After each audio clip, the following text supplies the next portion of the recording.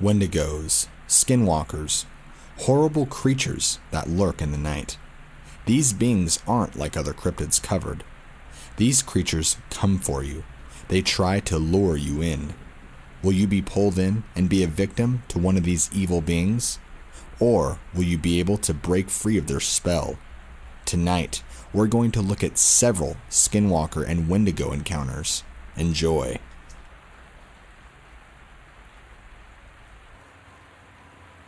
These are the encounters in chronological order.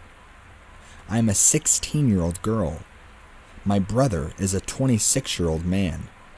Haley is an 18-year-old girl. The first one.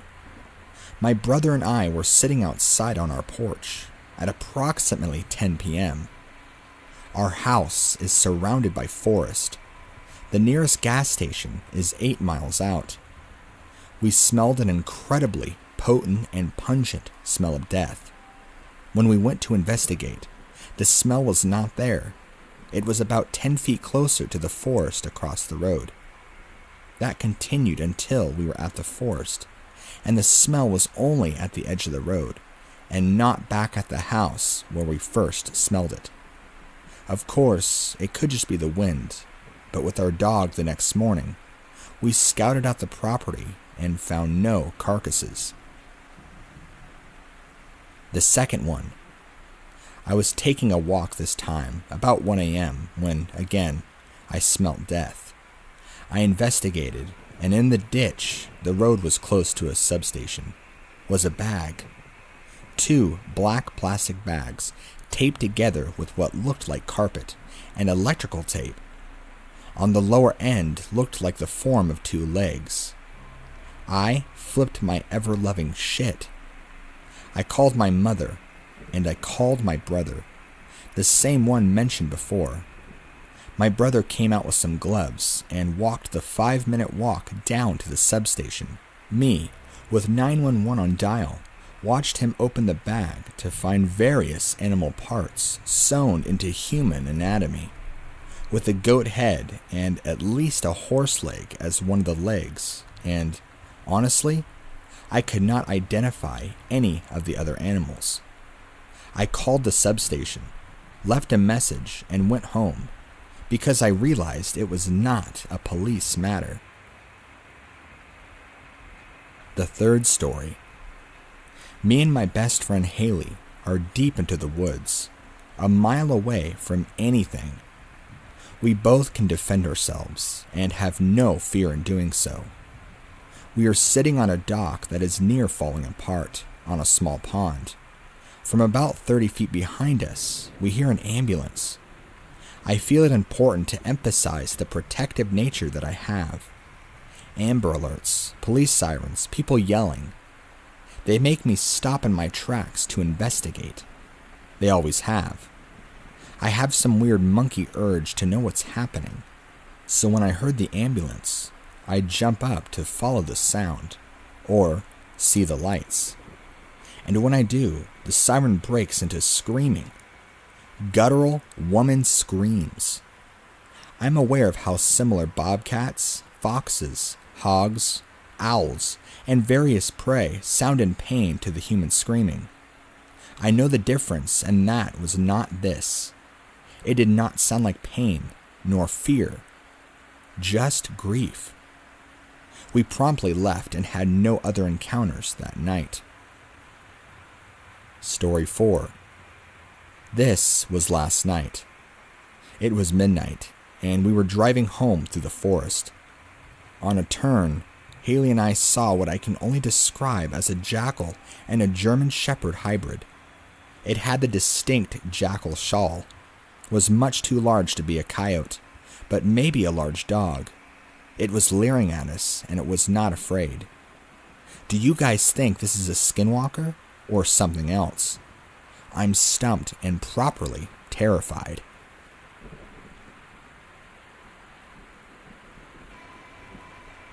Be 16, be black, and have family down in Alabama. They farm and own huge amounts of land in Huntsville. Uncle owns a big house and a bunch of trailers they put out in the woods for hunting or camping. Down south, cousins suggest that we go out there to camp. No, I'm a city kid from Chicago, so they tease the hell out of me. Collect food, kill a pig and some chickens, and bring necessities to camp out for a few days. We get to the camp and it's obvious something is weird. Air has this weird electrical smell, like right before a storm, like ozone or something. We think nothing of it and unpack, and go down to a little creek to swim for just a few hours. All of a sudden, some older white guy and a white teenager come out of the bushes. He has a shotgun in the crook of his arm and says hello, and asks us what we're doing this far back into the woods. I tell him about my uncle, who he knows, and says we're out camping. He tells us we need to be real careful out here and stick together. There was a big animal in the woods. His son, who is my age, asks if he can stay and hang out. He says okay. So we end up playing football and dicking around. There are me, the white kid Tanner, 5 of my cousins, and then 4 of their friends. 5 girls and 6 boys, and we're all around 15 to 17. We ended up just dicking around the day, and going back to the camp and pulling out some stuff for a campfire, even though the trailers both had kitchenettes. Tanner said he wants to run home. His family's property sits up against my uncle's, and asks if he can come out camping with us. My cousin Rooster says he's going to go with him, since it's getting pretty dark, and one of the girls says she's going to walk with them. It's about 7 o'clock, and it's starting to get pretty dark. They take flashlights and take the trail toward Tran's property. The rest of us chill and make s'mores, drink and kiss on the girls. About 30 or 40 minutes later, there's the smell of the ozone again, and you could smell it over the smell of the fire. It became this really nasty coppery smell, like right after you've had a nosebleed and it stopped. It wasn't exactly like dried blood, but it was that nasty metallic back of your throat smell. We immediately think that's some kind of electronical malfunction, or someone left a hot plate on or some shit. We search the trailers and nothing is there on, and all we can do is just smell it. All of a sudden, we can hear people poking down the path towards us and Roaster. Tan and the girl all come running into the clearing out of breath, and they don't even break stride. They all run into the trailer right by where the fire is. We all nope the hell out of there and get into the trailer. They end up calming down. Even Rooster is crying his eyes out at this point. All the while, the fire is guttering lower and lower. So my other cousins just say screw it and are about to go outside to get the generator out of the shed between the trailers. Tanner goes, hell no. Lock the front door, ain't nobody else going outside. He's been crying too, and his eyes are bloodshot and puffy, and his pants are dirty as shit. He goes on to tell us that they went up to his house. His father said sure he could go out camping, but to make sure they were careful on the way back, and that maybe they should take on the hunting rifle just in case. Evidently, Tanner had seen something in their yard a few days before, and then on one of their pigs had come up ripped up and half eaten. They assumed it was just some big cats or coyotes, even though they don't usually mess with live animals. He had gone upstairs and packed his stuff, and told his dad they would be okay without the rifle, because coyotes usually avoid people. So they started walking back toward where we were camping.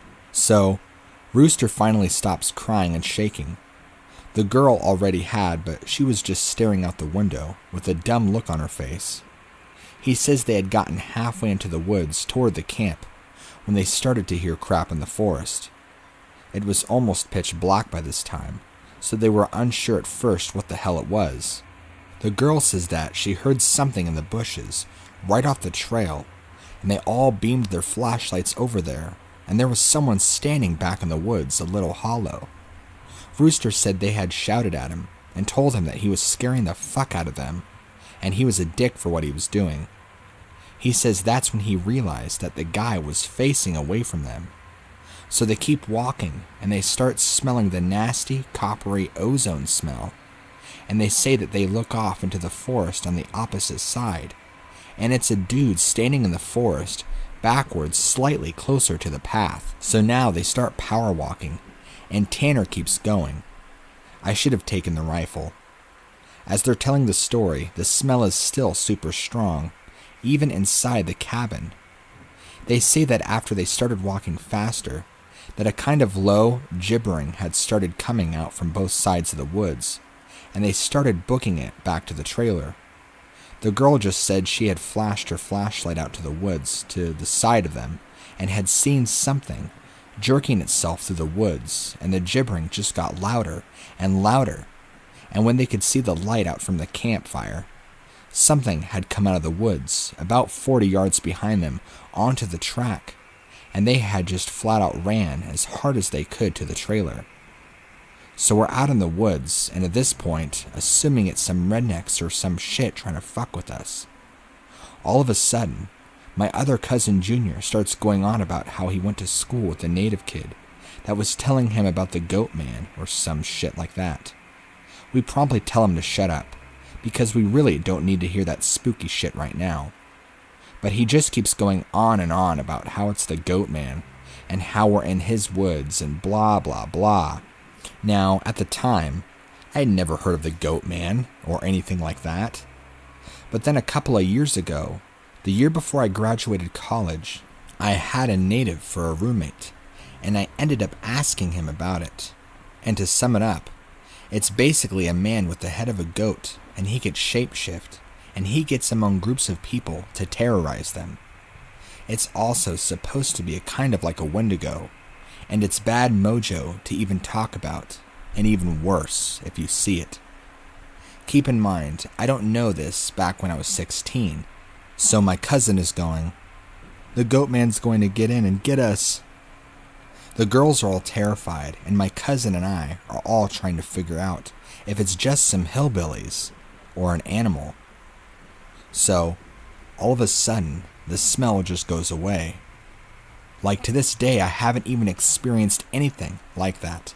Like, usually, smells fade away or get less. But it just literally was there 1 second, and then not the other second.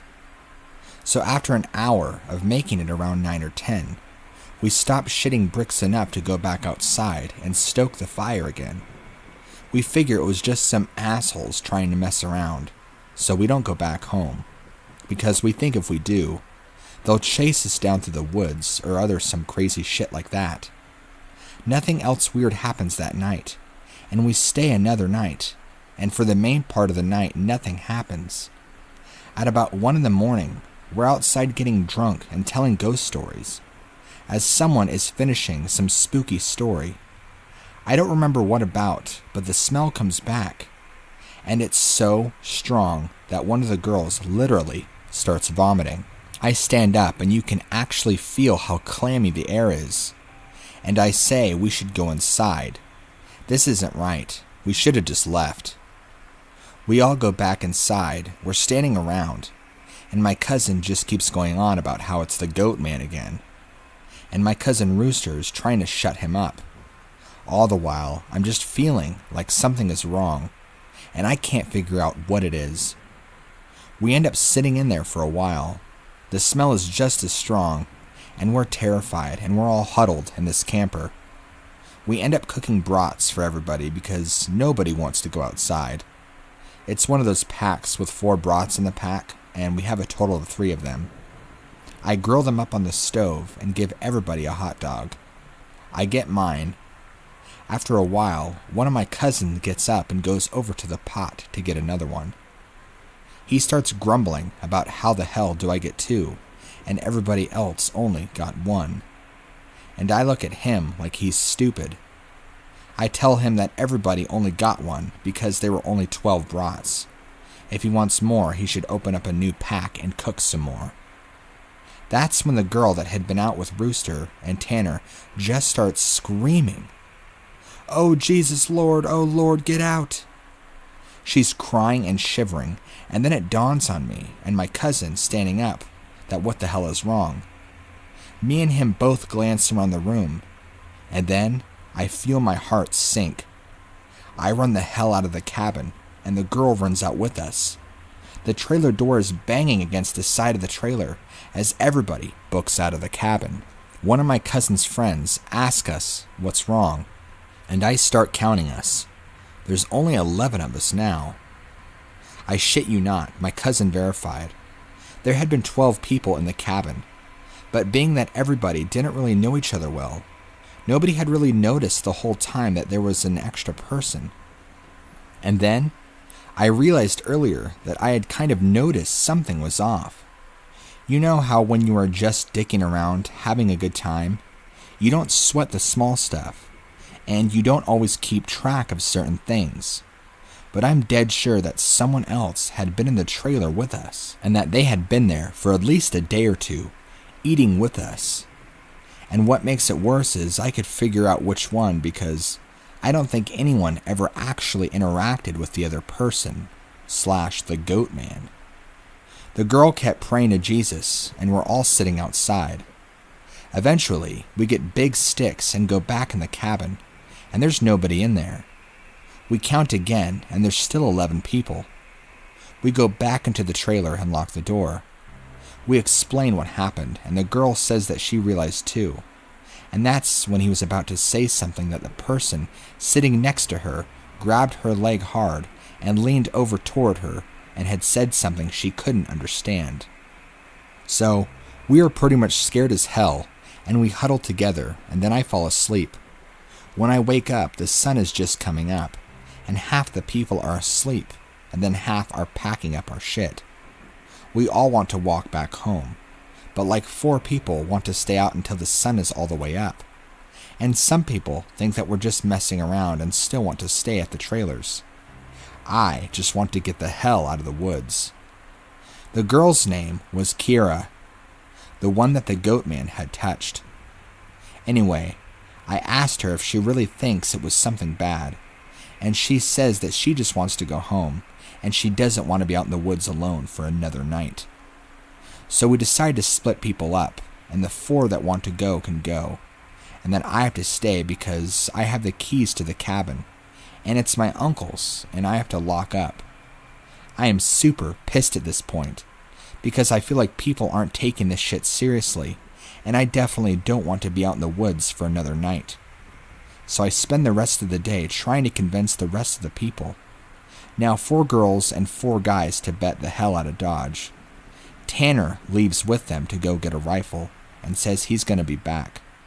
So now there's just 7 of us left. This is about 4 o'clock. At around 5 o'clock, he hasn't made it back yet, and we're getting extremely antsy. And the only reason one stopped begging them to go back was because he went to go get a gun. Now it's about 5:30 or so, when one of the cousins that did stay says that the girl Kira is outside. We all look outside, and sure enough, she's standing by the fire pit with her back to the cabin. I'm thinking to myself, she was so scared, why the hell would she come back? And then I get this nasty feeling in my gut. Keep in mind, the whole time the coppery smell is gone. But now I realize I can smell just a twinge of it. I say this to the rest of them and everybody. These are the people that wanted to stay in the woods after we had got the goat man in our midst, and are laughing at me and asking did I set this up to scare them. I'm looking at them like, I'm not bullshitting you all right now. I asked them why would I play a trick like this. So one of the girls goes outside to get Kira. She gets about halfway to her and stops cold. Kira starts heaving. I don't know how the hell to describe it. Sort of like if someone with their back turned was laughing without actually making any sound. And it was the fact that I thought this that made me realize there was not a sound in the whole woods. It was dead silent. This was like later on in September, so it was still fairly hot at the time. But it was super chilly on some days too, and you could usually hear big geese honking or some kind of birds or squirrels chittering. So I step out to open the door and tell her to come back in the trailer right now. She backs up into the trailer, and we lock the fucking door and pull down all the shades, except one, and put someone there in a chair to watch her. She stands there for another 20 or so minutes. The guy turns to say that she's still there, and there's a huge bang on the door. We all jump up and scramble around the living room of the trailer. The bamming is super loud. So now my cousin is holding one of the girls, and the other two are kind of giggling with nervous laughter, and me, the other two guys, are just shitting bricks. Then we hear Tanner. He's screaming, "Let me in, stop playing!" So we go over to the door and open it, and he stumbles in with his rifle. There's nobody else outside. Evidently, he had walked up into the campsite. Nothing weird happened in the forest, but he had seen a girl. Mind you, he said it was not Kira, standing there, when he had gotten to the edge of the clearing. She had turned toward him with a slack-jawed look, and just stared him down, slowly tracking him as he walked around the outside of the clearing toward the camp. He said it wasn't until he was almost halfway to the trailer he had realized that she was getting closer to him.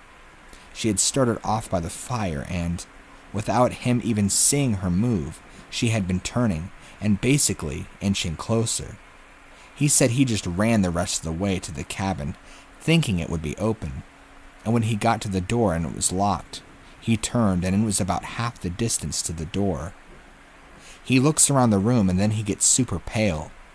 He pulls me to the side and whispers in my ear, "You know there are only 6 of you in here, right?" I get that feeling where your stomach drops in your nuts. It had been back inside the trailer while we were sorting out who was going where, and then we all went outside to talk earlier in the day. It has just slipped right back in. We look out the window, and there is nobody out there. So we recount everyone, and then, basically, I go over and ask everyone how many people were here earlier, and everybody says 8. I say, "Well, how many are here now?" They all do the count and then realize there are only 7 people in the cabin. So Tanner had brought back a couple of boxes of ammo and his rifle, and he had told his dad that there was some kind of animal in the forest because he didn't think his dad would believe him if he said it was a goat man. He says that his cousin is supposed to be coming down in a few hours, and that in the morning we can all go back to his place, and his cousin will drive us all home. Now, I'm really freaking terrified, but I at least feel better because we can be American and shoot the hell out of whatever it is if it comes back. But then, my cousin gets into this huge argument with one of the girls because she thinks that I'm trying to be funny and prank them, and that she's really getting scared, and that I'm not funny. He keeps telling her I'm not the kind of person, and she says, "Well, how do we know the girl wasn't just Tanner in a wig? Or is it really the goat man? How do we know that this is the real Tanner and that the goat man just didn't kill Tanner in the woods and take his gun?" So we get into this huge argument about it, where me and Tanner are like we could seriously be in danger, because at the very least someone has to be sneaking themselves into our trailer without us knowing and mingling with us, and at worst, it's something bad in the forest messing with us. One of the girls is crying and saying that she wants to go right now, and we're trying to tell her that's a no-go because none of us are walking through the woods in the middle of the night. At this point, the sun is starting to go down, and it's getting a little cloudy out. We eat something and turn on the radio for a while, but we can't really get a station out there without anything decent, so we turn it off at about the time that Tanner's cousin shows up. At this point, the sun is just barely over the horizon, and he has one of those heavy-duty lantern flashlights and another rifle. He walks up to the trailer, and we whisper to Tanner, asking if he's sure that's his cousin, and he says yes. The guy looks behind him and all around the camp, then walks in. He kind of glances at all of us and looks a little confused. He says, "Where's your other little buddy at?" I figured she would meet me up at the cabin. Is she a little be slow or something? And had he been cooking blood in the cabin because it smelt like bloody and hot pans all the way up the trail? We all fucking nope. Betamax and ask him what the fuck he's talking about. He had come down the same trail as Tanner had been using, and he had come up upon one of his buddies standing in the middle of the trail looking at him slack-jawed. He had asked her a bunch of questions, but all she did was just look at him. Then she smiled at him, and he said he kept walking, but she couldn't seem to keep up with him, and kept lagging a little bit behind him. He said he asked her if she was hurt or something, and did she need help, and she had continued to stare. He said eventually he had been walking and had turned around, a bend in the trail when he turned and went back to see if she was okay, but the trail was empty. He had assumed she had taken some sort of shortcut through the woods to their trailer. Well, tell him the whole story of what's been going on, and he nopes the hell out. Like I expected him to stay, or say we're full of shit. He was like 19, I think, but he just listened and then sat down on the couches in the living room. He says that when she had kept trying to lag behind him, it kind of weirded him out, so he tried to keep up in front of her, but no matter how slow he walked, she was always lagging a little bit behind, and that he smelled this nasty smell, and it got stronger as he got closer to the camp. He said eventually it got really strong, and she had said something really low that he didn't quite catch, and he had turned and she had been right the hell up on him, and he stepped back from her. It was at this point he asked her if she was okay, and if she wasn't him to carry her back to the rest of the way, and she just kept staring. He said he reached out for her, as in to grab her on the shoulder. He must have misjudged the distance, because she was off to the side of where he had put his hand, like she had moved while he was looking dead at her. So at this point, we know the shit's real, unless Tanner's playing a joke, which we can tell he's not because he's almost pissing his pants. So load the rifles up and we eat some more, and we kind of just sit around until about 11. To this day, every time I think about this, I pray to God that it's some huge prank that my cousins played on me, and just never really revealed, so I would just think about it the rest of my life. At around 11, the stink of copper turns into an actual, nasty, gross blood smell, like cooking blood and singed hair. Tanner and his cousin Risa get the fuck up and instantly grab the rifles. There's like half knocking, half clawing at the door, and I crap you not, there's this voice, and it sounds like when you see the YouTube cats and dogs whose owners teach them how to talk, and it says in this halting, weirdly toned voice, "Let me in, stop playing around." It made my nuts creep up against my body. One of the girls just starts crying and calling on Jesus. It was so obvious it was not a person talking. It didn't even have the right cadence, and that's some stuff that I've never realized until that moment. But all people have a certain cadence when they talk, no matter what language. All people have a certain kind of rhythm to talking. The shit didn't have any kind of cadence or rhythm. YouTube those cats, and that's what it sounded like outside the door.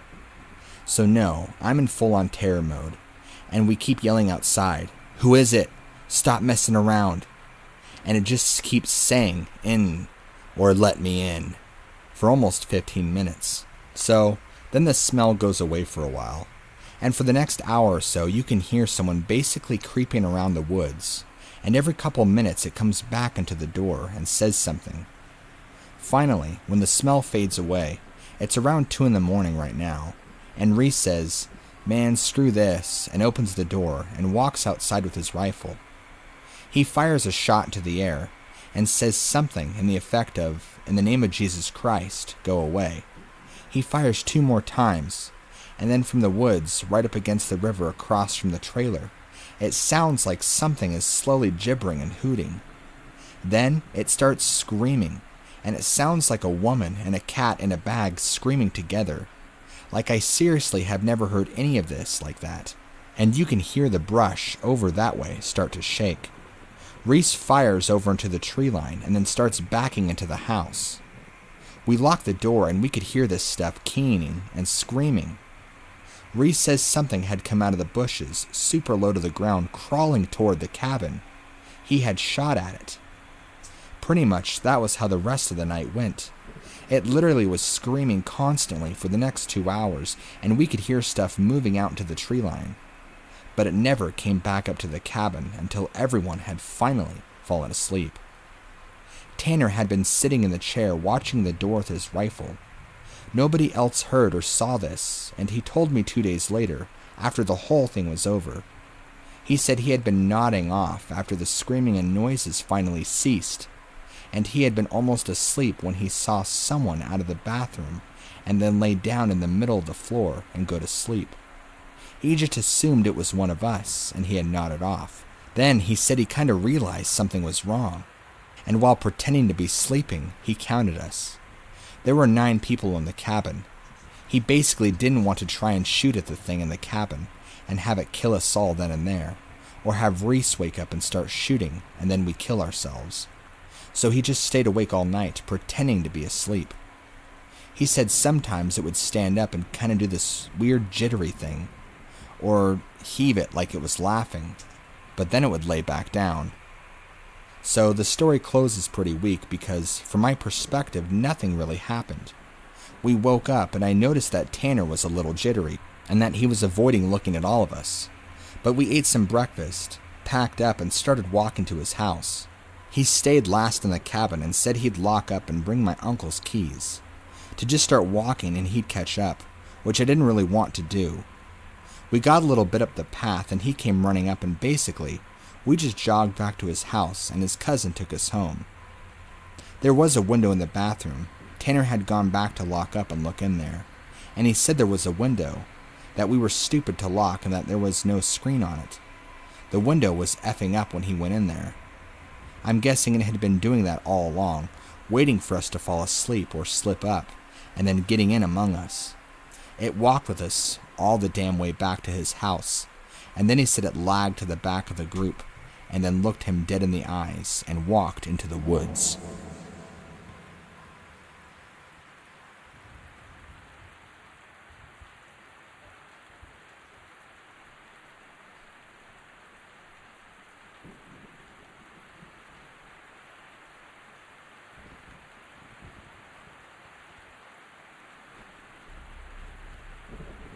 To start this story off, and to give a little insight about me, I'm an 18-year-old female who grew up in Michigan and have lived in the country for as long as I can remember.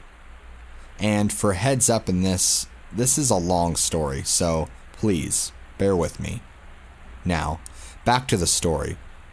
On one particular hot summer weekend, me and a couple of friends, including my boyfriend, let's call him Tony, and my older brother, let's call him Brad, decided we were going to do some camping for the weekend, since it was such a nice warm week.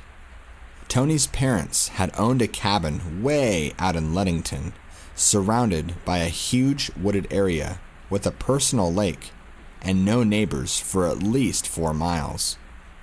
But, being stupid teenagers, we didn't really think about that. All we were ready for was to party like any normal teenagers would. Well, after being there for 2 hours, our fun had started.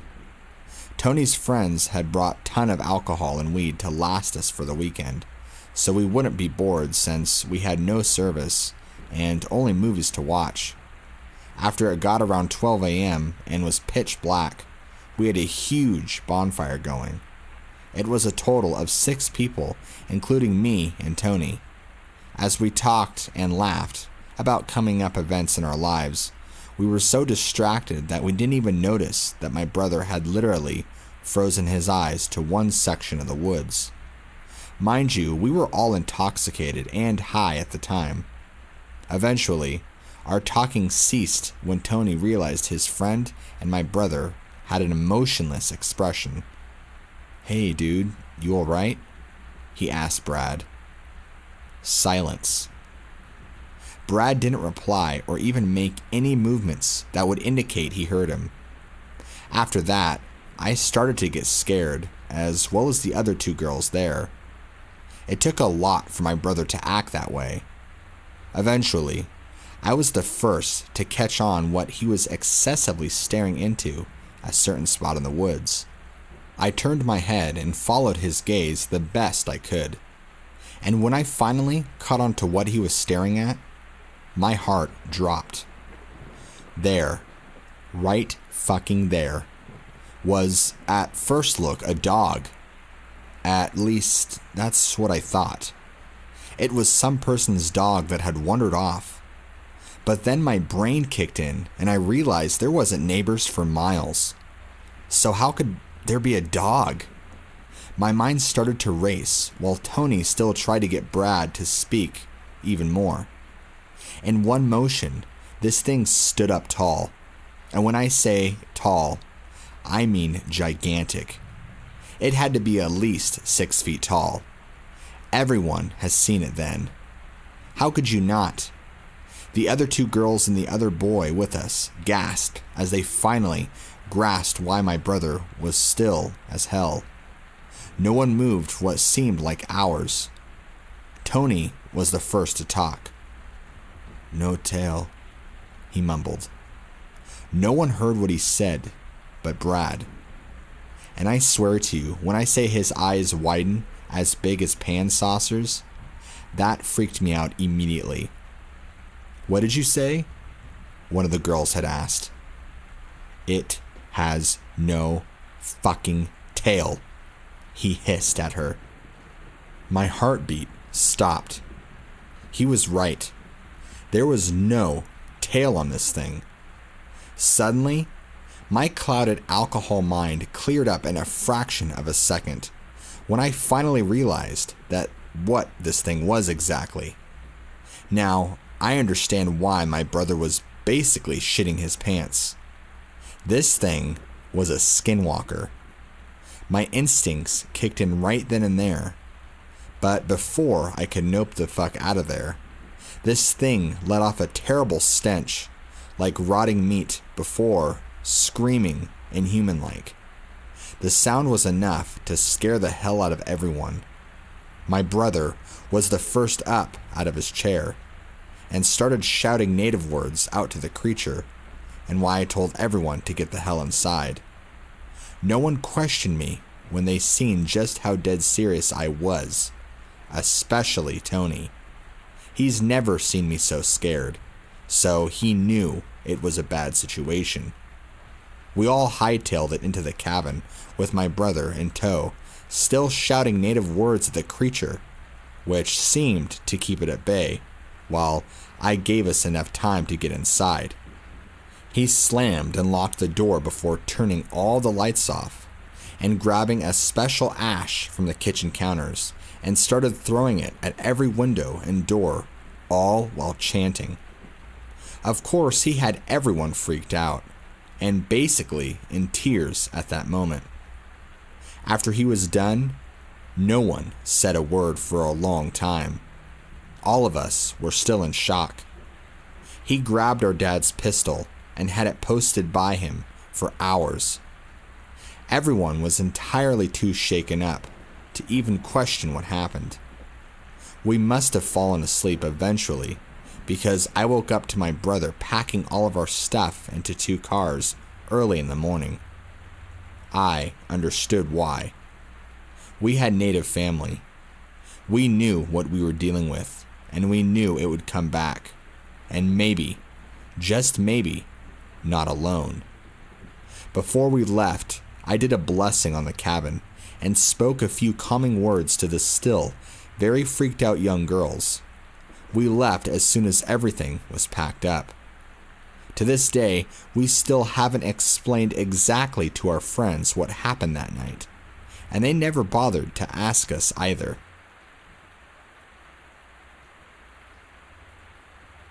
I'm having a hard time remembering the stories told to me by my Navajo family, but when I Skype with them again, I will ask for me. This creepy set of events happened directly to me though, so here goes. My first personal encounter. I know it's lengthy, but hey, skinwalkers, they do require a backstory.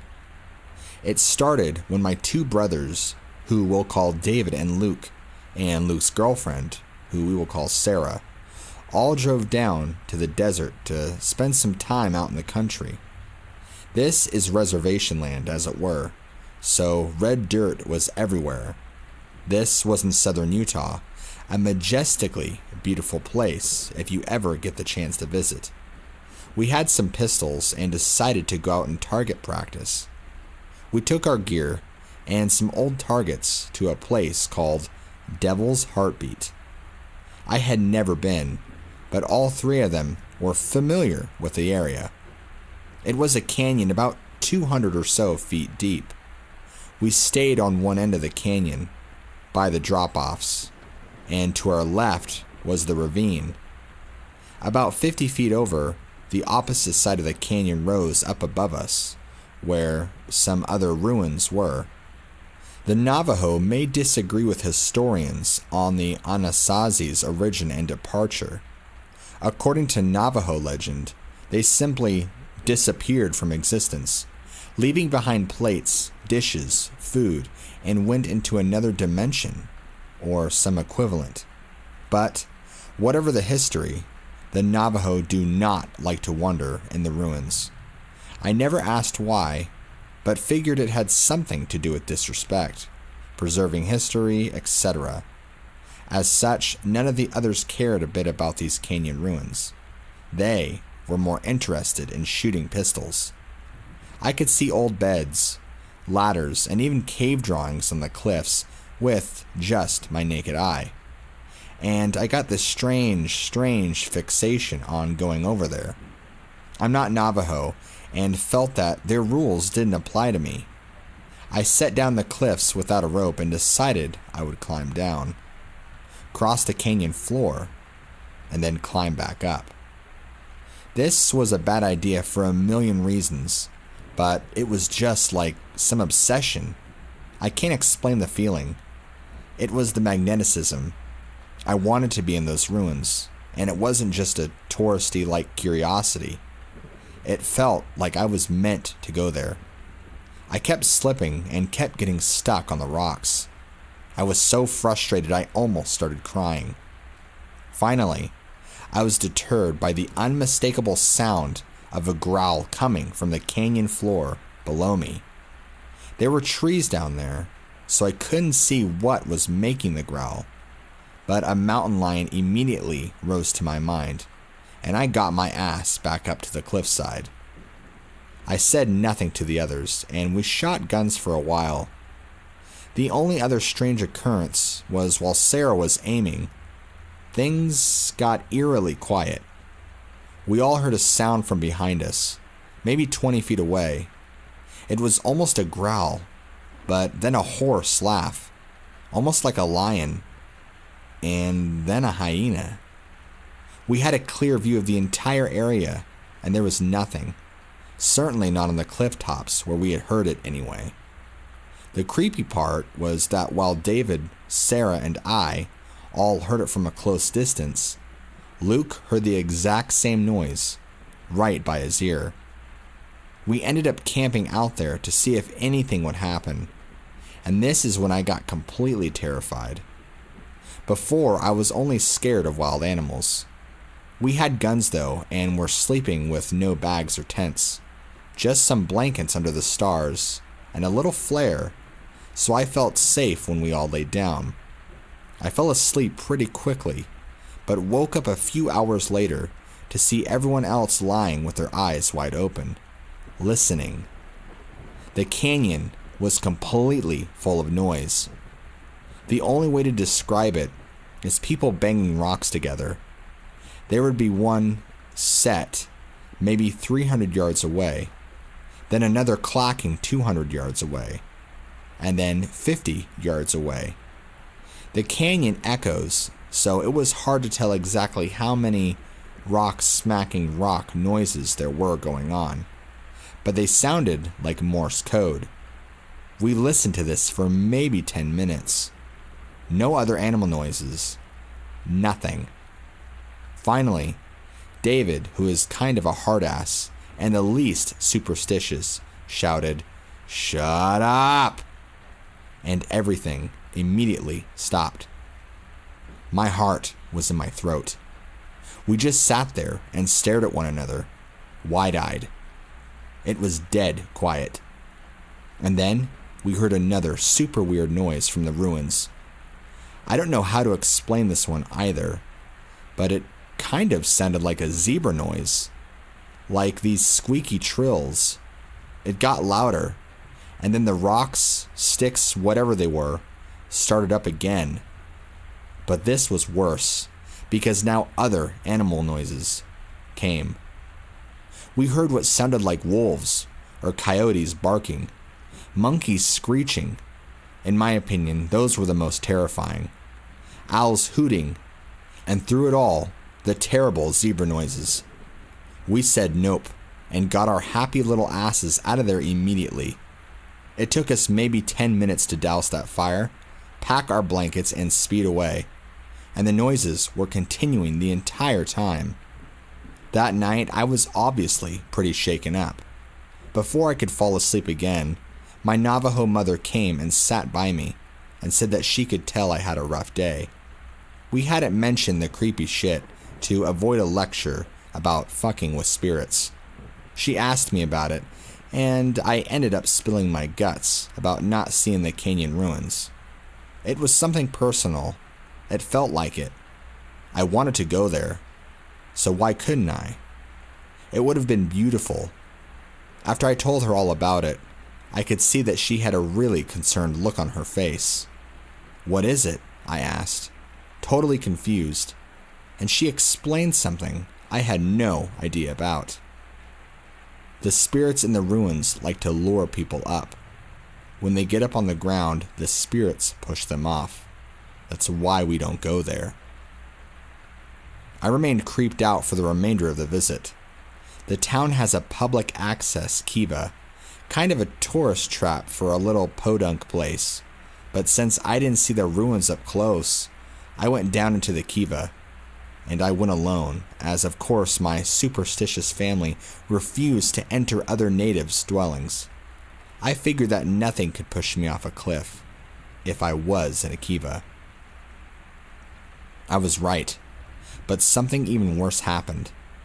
Fast forward to a few weeks later, I worked a shitty call center in Salt Lake City, third shift. It was my first night alone, and I was feeling jumpy ever since the kiva. My brothers already warned me that I had a skinwalker following me, but of course didn't believe it. I don't smoke, but I followed my coworkers out for smoke breaks because I'm talkative and I like to chat. Tonight, I lurked in the doorway because I had this horrible cloud of dread hanging over me. I was peeping out the glass door and being a total weirdo. It hit me then how paranoid I had been. That's what skinwalkers do. They mess with your mind. While I was pacing on the front of the glass doors, I decided that this whole thing was stupid, and I was going to go outside and stand there for the rest of my 10-minute break. Most of the smokers were already filling back in, but I walked out and put my hands in my pockets, looked at the sky, looked at the building, mentally patting myself on the back for not being a pussy. Then I saw something that I will never be able to give a rational or even halfway accountable explanation for. We have like 6 parking lots. In one of the lots far away from me, maybe 100 feet, I could see something walking. It was a dog, obviously, but it was almost limping and walked like it was tired or hurt. Animal lover me forgot all about skinwalkers, and I started walking toward it, making the "come here, doggy" noises. And then I stopped abruptly. The dog had the body, form of a greyhound, and it was gray, but there was something very, very wrong with it. It had bloody legs and limped, but it walked more like a person would on feet and hands. Its butt was moving to and from, if that makes any sense. When it heard me, it just stopped without turning, something I've never known any dog to do. And finally, it looked over its shoulder at me, and this is the freaky part. This dog was looking at me the way a person does. It had huge eyes, way too big for a greyhound, and its teeth were bared like it was considering biting me. Then it growled, but it was like a whistle growl, noises no regular animals make. It almost sounded like it wanted to talk to me, or was taunting me.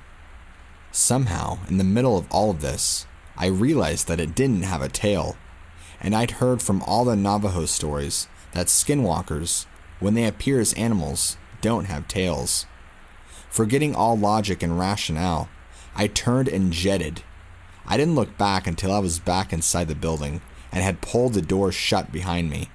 And by then, when I looked, of course the thing was gone. When I described this to my brothers, they were absolutely sure it was a skinwalker, and they went through the trouble of blessing me, my apartment, them and their apartments. I never saw the creepy, bloody dog again, and I have never even slightly wanted to visit the cliff ruins.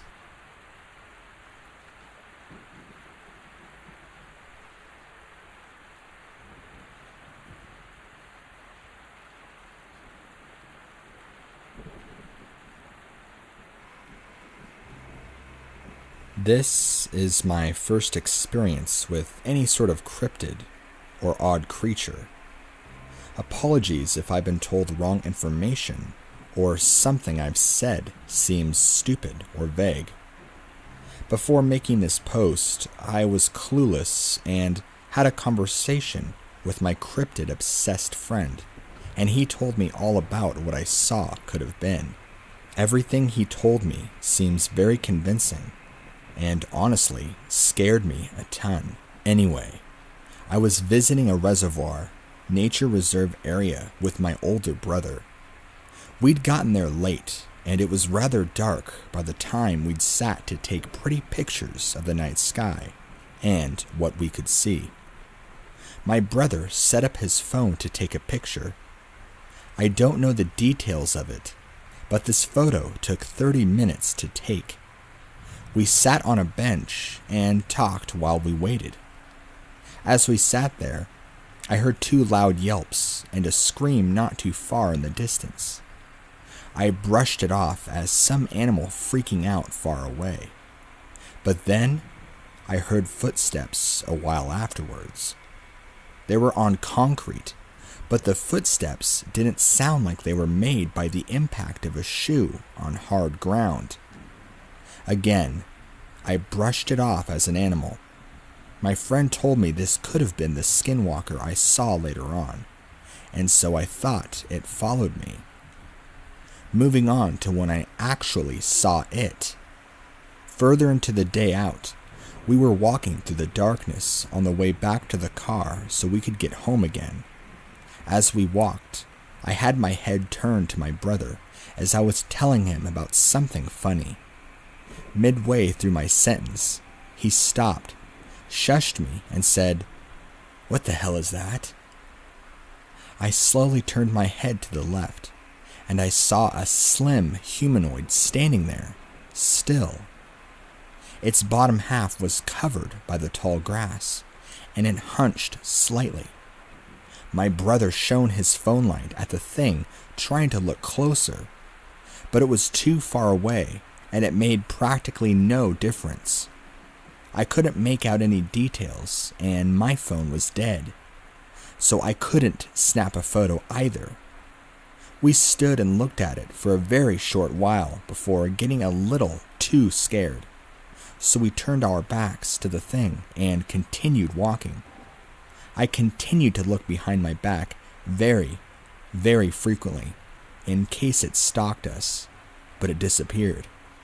I could have sworn it was there the past 2 times I'd looked back.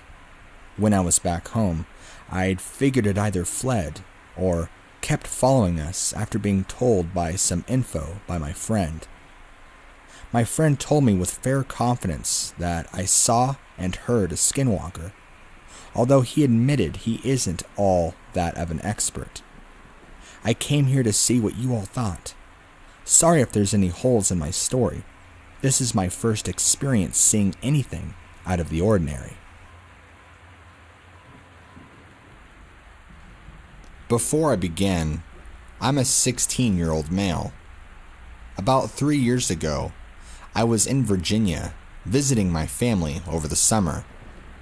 We were right outside the DC area and staying in a 2-story house near the freeway. On the other side of the freeway was a forest. So, my mom, her boyfriend Eric, and I were all staying with Eric's parents.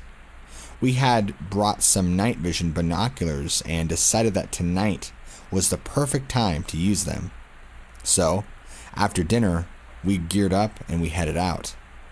We pass under the freeway and head into the woods. When we get about 5 minutes into the forest, we set down our bag and we take out our binoculars. My mom looks around with them for quite a while, seeing a few squirrels here and there. She gets tired of them and eventually passes them on to me.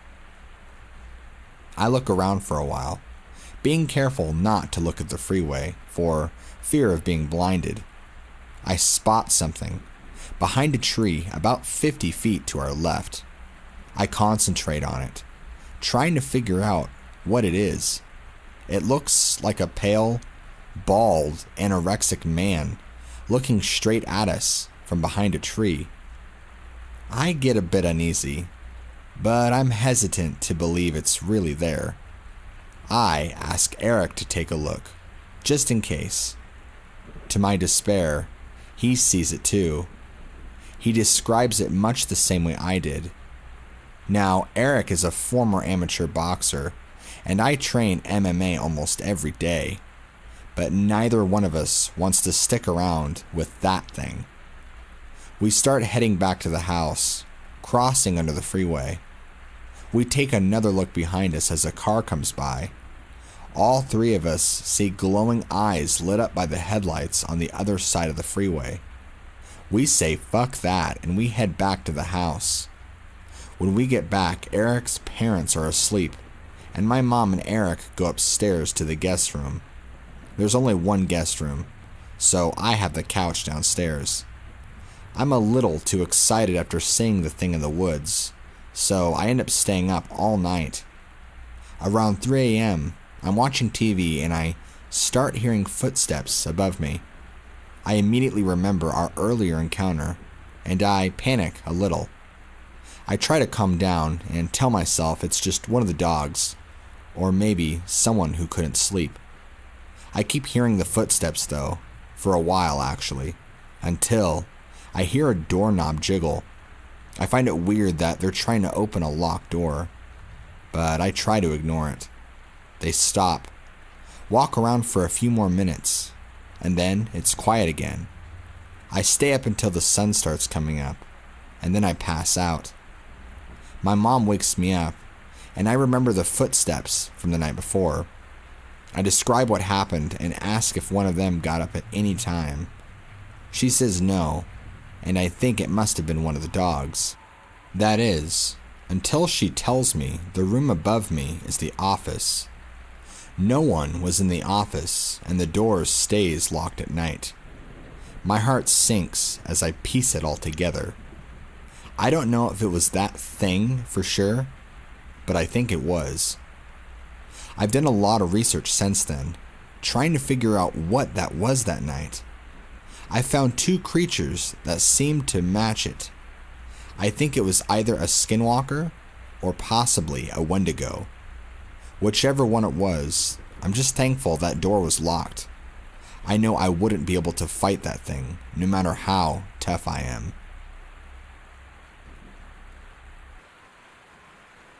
I will first start off by saying I'm not entirely sure if what I saw was a skinwalker or not, but it was definitely terrifying. Also, apologies for formatting since I'm on a mobile device. My boyfriend and I arrived in the small town of Burns, Oregon, just a few days ago. It was too late to continue hitchhiking, so we decided to camp in for a sail field next to a closed-down grocery store. We always watch a few episodes of our favorite shows until we either get tired or our phone dies. This night, our phones died first. So, we sat up talking until about 1 a.m. and finally decided to try and get some sleep. Now, this was next to impossible, because while this town is very much so in the high desert, there are lots of farms that use irrigation. The mosquitoes were awful, and we had zero bug spray. Before getting to sleep, I noticed about 100 or so yards away, give or take, somebody walking along the fence line across the field from us. I think nothing of it and just assume it was a local tweaker or something. Nothing we haven't had to deal with before. Plus, we have a dog that would alert us if they decided to come closer while sleeping. The only weird part is the fact that they weren't walking towards any houses. They were walking towards a huge open field that was behind us. Also, they would walk a ways, stop, look in our direction, and then repeat. We finally get to sleep around 2 to 3 in the morning, and almost as soon as we do, we hear this thump, thump, thump. I jump up and scream, "What the hell?" as this huge black silhouette figure slowly runs past us. It was less than 10 feet away from us. It was like the shape of a wolf, but seemed much larger. It was dark, but this figure seemed to disappear into thin air. Mind you, the field we were in did not have tall grass. Not even 2 minutes later, a deer appeared out of thin air and slowly walked by us. It kept staring at us and just gave me such an eerie feeling. My boyfriend tried to console me and say it was probably just a deer that what we saw, but turns out that was just to help me sleep. The next day, he explained to me in detail what he saw, and it was exactly as I described above. This might not seem like much, but it was definitely a terrifying experience.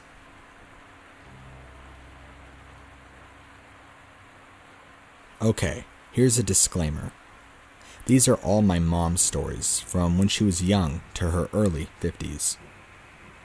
When my mom was young, she lived on the border between the towns of Calistoga and Napa, nestled on the base of a large hill. Her house, connected to the main highway by a long, winding driveway, was built directly on an old Native American campsite. We know this from local history, and the many obsidian arrowheads we found scattered in the creek bed along the driveway in the dirt in the backyard. The backyard had a pool, and then a small lawn, which trailed off into the wild, dense hillside. My mom, who was a bit of a tomboy, loved to explore up in the hills with her 2 older brothers. She recalls one time while they were walking up in the hills, she was around 10 or so, maybe 11, when they started hearing their mother's voice. But something was off. First of all, it was coming from deep in the woods, and secondly, it was oddly slow, and the words sounded forced, and most unnerving of all, it was calling for them each by name to come to the bear cave. This is what they call the small cave up in the hills, one far from where they were. She and her brothers immediately turned back. Thankfully, they weren't that far from her house, so they were able to get back safely. She tells me this happened, voices calling to her that sounded like her mom, dad, and brothers, as well as hearing sounds that she described as a growl, like if a bear and a cow had a baby and it got mad. Now, skip forward around 40 years. My mom has turned the place into an inn after my grandmother died. The first signs that something weird was happening was when she found a dead buck in the backyard.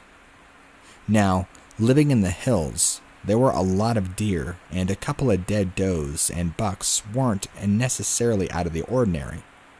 But the buck looked like it had been ripped apart. Flesh was scattered everywhere in the pool, on the pool deck, and in the grass. But what my mom thought was odd was the fact that only the heart and stomach were missing. Nothing else, just a torn into stomach and a missing heart. The last story I've heard happened a couple months ago.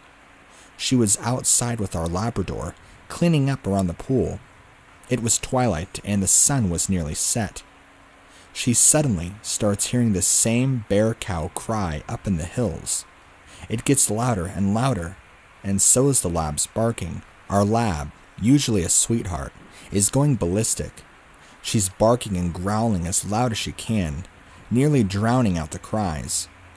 My mom immediately takes her inside and locks the doors. The cries stopped after an hour, but she was thoroughly shaken. So far, these are the only stories she'll tell me about. She still doesn't let my brother and I up into those hills, though she claims the noises and deer were only mountain lions, and the voices were just her young imagination. I believe it was a Wendigo,